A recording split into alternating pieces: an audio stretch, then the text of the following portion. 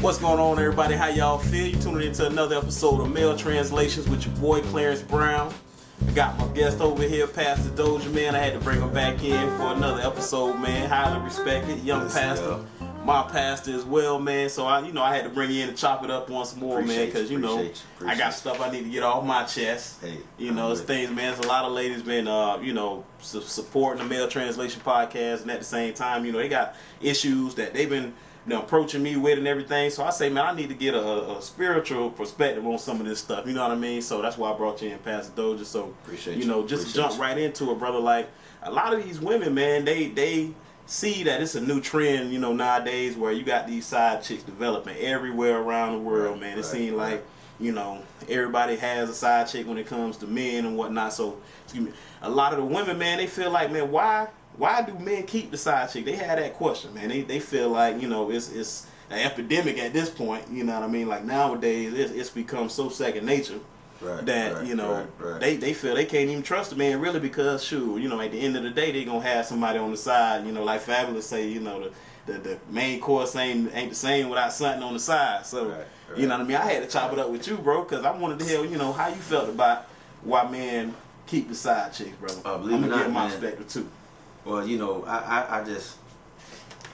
asking a question that a lot of women, whether you're saved or not saved, or love Christ or don't love Christ, or go to church or don't go to church, a lot of people have that same issue.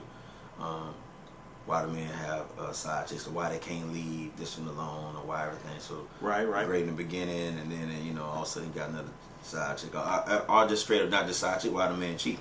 I believe, man, that a lot of times most men are not willing to break soul ties. What you mean, soul ties? Soul ties, man. A lot of people say stuff crazy like, oh, you my soulmate. But when people really mean that, the problem is, and I just gotta be real now. There's a Pastor Dozier, so go ahead and get to it. Let me be Pastor Dozier for 2 seconds. Let me be Pastor Dozier for a moment. Biblically, man, sex, orgasms is God and marriage. So when you lay down with a man, when a woman lay down with a man, she don't understand she giving up some of herself. She leaving some of herself in the bed with him. And so what happens is that now this man has taken something from her that's priceless.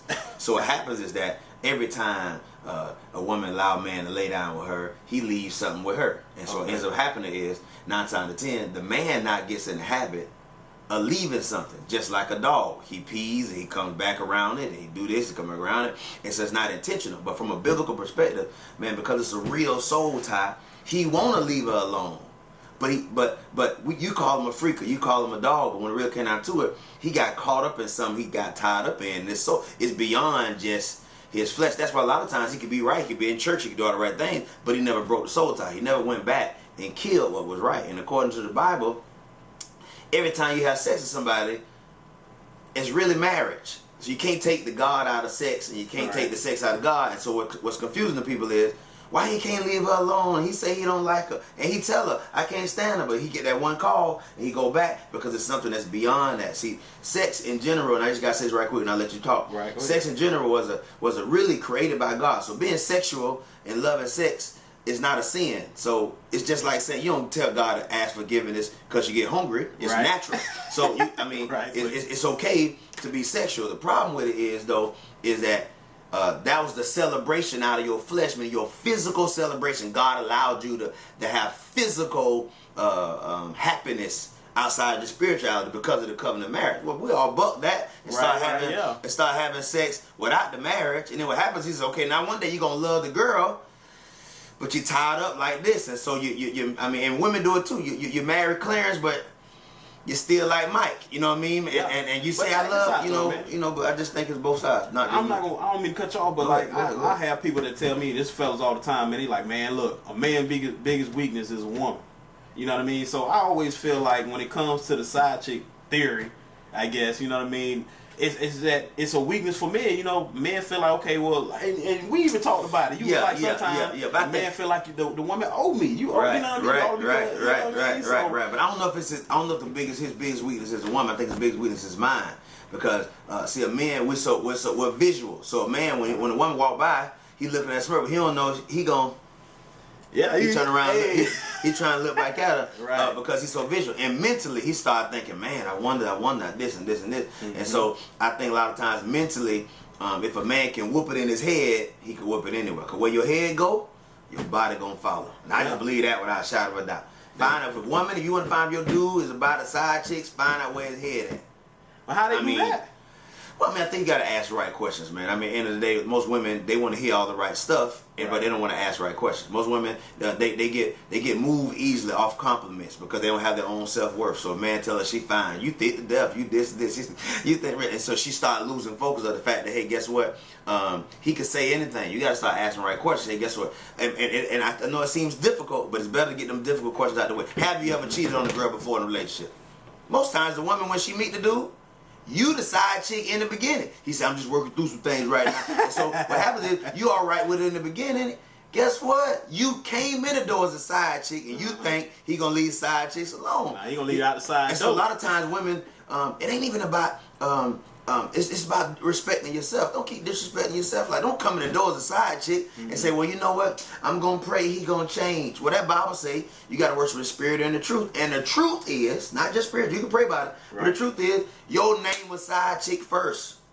You know, and so, you know, don't get mad at him because he want another side chick, because now you done push the other one out the way and you think now he ain't gonna bring, you know, it's just, some of that's just not asking the right questions and not respecting yourself, and women don't like to wait. You know All what I right, mean? now they've been on my head now. So how they next question they gonna have for me is how you cure it?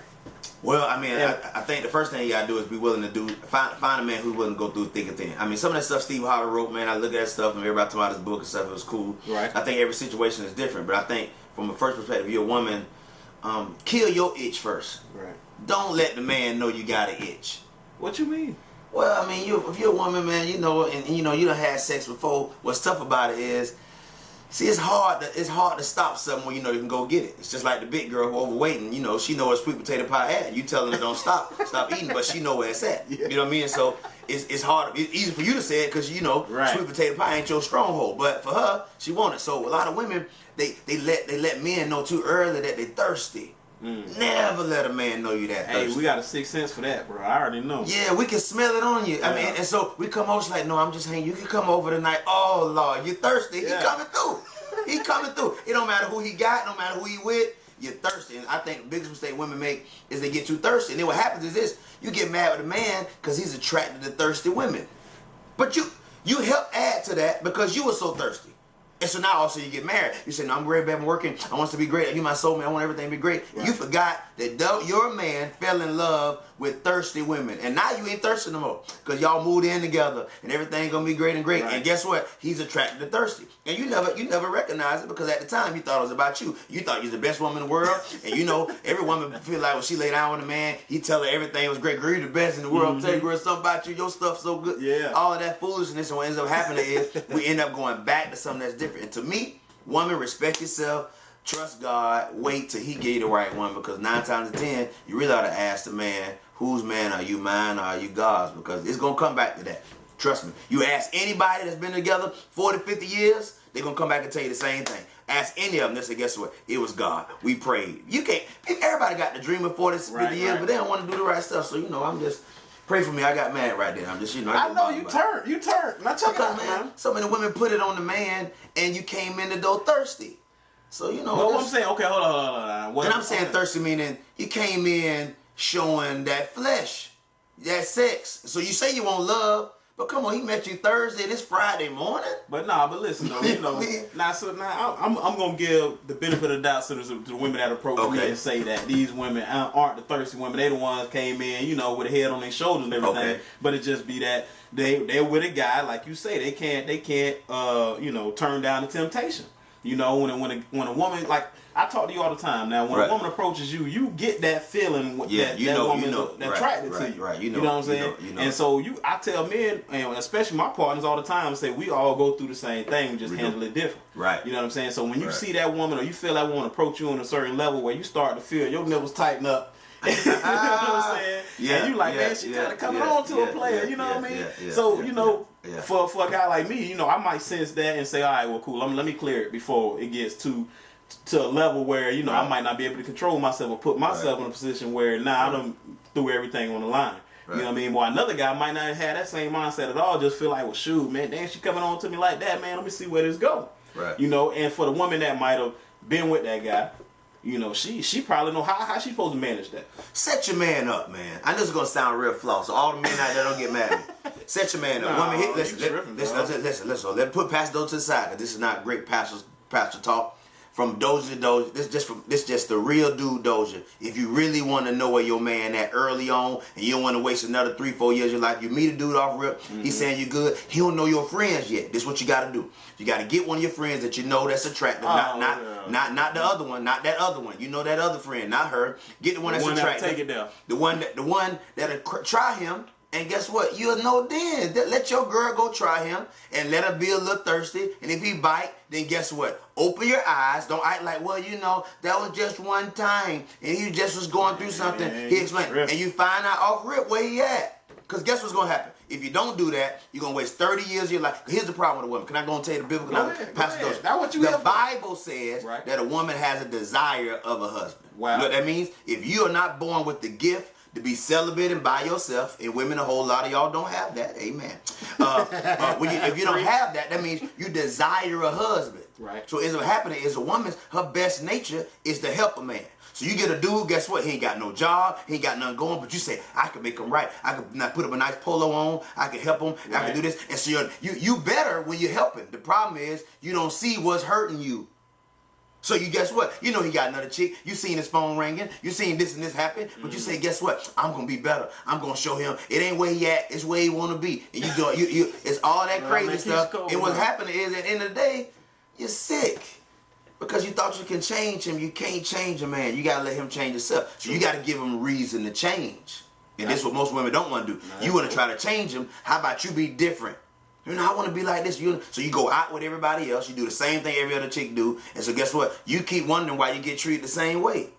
If you are, listen to this. Yeah. Woman, if you are over 25 and you still saying all men are dogs, maybe you're a dog catcher.